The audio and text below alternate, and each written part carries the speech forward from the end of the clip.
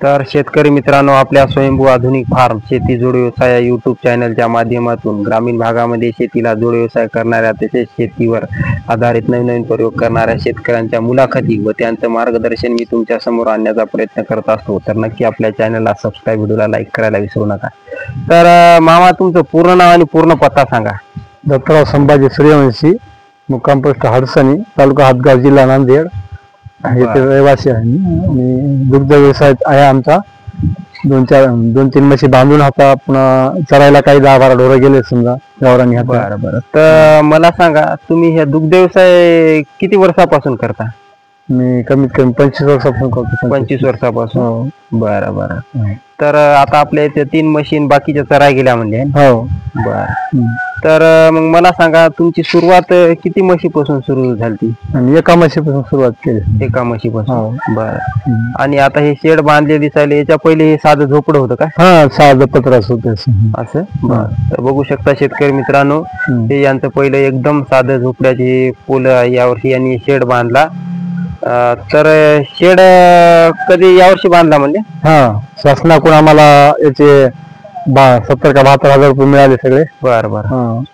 आणि मग किती खर्च किती आला एकंदरीत? किती बाय किती असेल?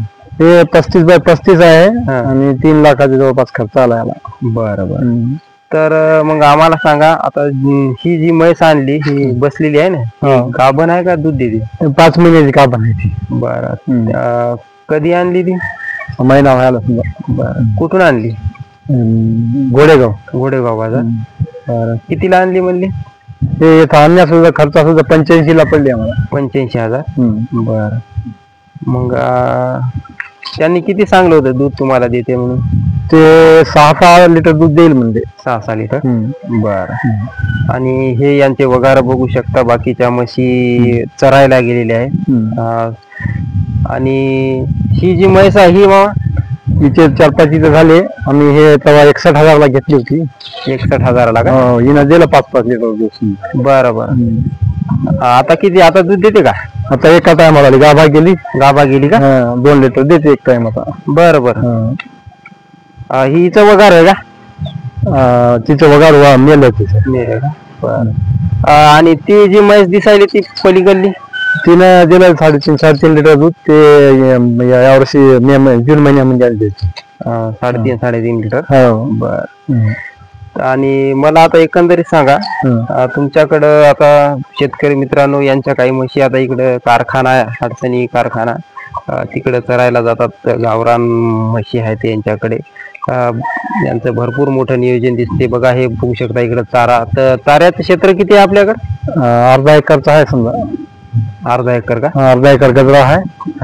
आणि केळीचे कंदा वगैरे आणतो आम्ही. वाडे आणतो पुन्हा त्याला. बरं. विकत काही वाडे घेतो. असं का? हे केळी पण आपल्या होता का? हा, केळी पण आपल्या. बरं. तर मग आता आपल्याकडे पूर्ण जनावर किती आहेत म्हशी? लहान मोठे समजा 16-17 जनावर होते. 16-17. आणि ते गावरांमध्ये जे आपण बाहेर चरायला जातात, तर त्याच्यातलं किती दूध देत होता?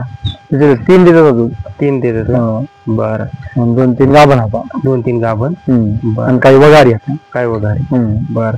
म्हणजे अशी लहान वगारात पण तुमचा मोठे करण्यावर भर असते का? हा, ते एका जीवाचे घरच्याच वगारी होता समजा. 10-12 हात करायला गेले ते वघारीच्याच खान तयार झाले. विकत घेतले तर काही नाही. असं का? बरं. मग ते मोठं झालं विकता का? त्याचे 4-5 दुभते खाऊन मग पुन्हा समजा विकतो समजा. म्हणजे तुमचा जास्त दुग्ध व्यवसायावर भर आहे की नाही? म्हणजे जास्त खरेदी विक्रीच्या याच्यात जास्त नाही समजा. एखाद्या दूध कमी पडलं तर मग एखादी नवीन घेतो, त्या दुधाचा धंदा चालवतो. तर मग आता आपल्याकडे एकंदरीत किती हप्ता येते? दूध किती निघते? दूध आपलं आता रोजचं समजा 12 लिटर निघते. 12-14 लिटर. 12-14 लिटर. मग डेअरीला देता का? वरवे हात घर वरवे. कुठं हातगाव काय? हातगाव 70 रुपये 80 रुपये भाव आहे.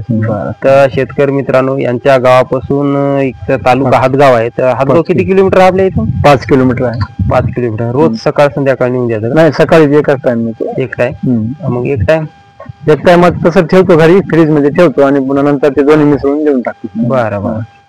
तर मग मला सांगा, मग महिन्याकाठी किती उत्पन्न होते दुधातून?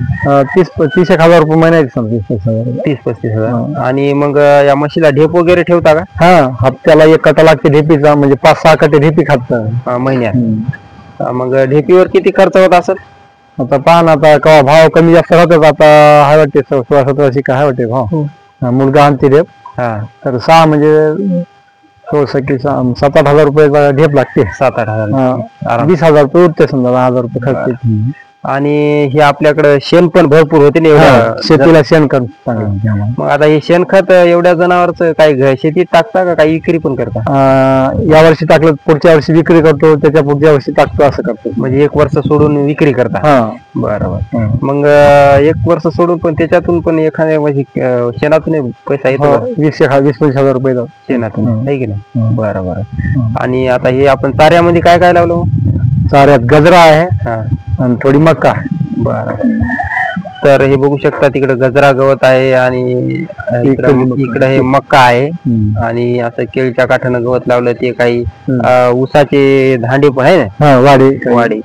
बरं. आता हे तुम्ही तुमच्याकडे वगार दिसायला लहान, तर बऱ्याच जणांची समस्या आहे की बा वगार मरतात, जास्त सोय होत नाही. तर तुम्हाला काही तकलीफ जाणवली का? हा, ते वातावरणामुळे व्हायला असं म्हणजे ढाळणं हे होणं, वेळेच्या वेळेला जनता औषध पाजावं लागतं त्याला. बरोबर. सोय घ्यावं लागते, काळजी घ्यावं लागते त्याची. बरं. आणि मग एकंदरीत सांगा, आता तुम्हाला जमीन किती आहे म्हणजे? आम्हाला इथं 3 एकर आहे आणि तिकडं 3 एकर आहे, 6 एकर. बरोबर. आणि सगळं तुम्ही आणि तुमचे मुलं? 2 मुलं. बरोबर. 3 जण हेच व्यवसाय करतात. 3 जण हे व्यवसाय पाहतात. शेती सांभाळत व्यवसाय. बरोबर. हो, शेती सांभाळत. आणि आपल्याकडे कुक्कुटपालन पण दिसत थोडेफार राहते गावरानी कोंबडी. बरं.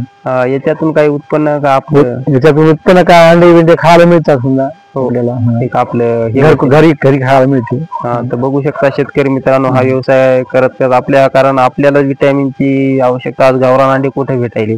तर डॉक्टर लोक आपल्याला अंडे खा म्हणाले, तर आपल्या स्वतःच्या शेतात असले ते कसे ऐकतील, आहे की नाही? आणि बाजारातली कोणत्या मिसळून देतात ते ब्रीडचे खाऊन हे होत नाही. तर बघू शकता अशा प्रकारे यांचं हे नियोजन आहे. आणि अशा प्रकारे दुग्ध व्यवसाय करतात 25 वर्ष. बरं, दुग्ध व्यवसाय परवडते का करायला? आता शेतीला परवडते, कारण शेतीला शेणखत होते, घरी खायला दूध होते. बरं. आणि आमच्या इथे काय शेती कोणाची करायला मिळत नाही समजा, भाडेतत्वावर. त्याच्यामुळे आम्हाला हे व्यवसाय बरा वाटते. कारखाना असल्यामुळे आम्हाला मळी खायला मिळते, जनावराला काही वाडे विकत का होईना मिळतात. 4,000 एखाद्या चाऱ्याची कमी वाटली तर वाडे विकत मिळतात.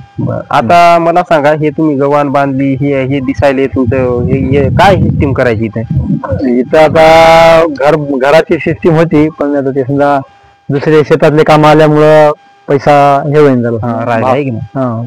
तर मग इथं हे गजाळ्या काढून इथं म्हशीला बांधायला पण केलं वाटायचं. तर बघू शकता अशा प्रकारे यांचं नियोजन आहे. तर नक्की आपल्या चॅनलवर नवीन असाल तर चॅनलला सबस्क्राईब, व्हिडिओला लाईक करा. जय जवान जय किसान.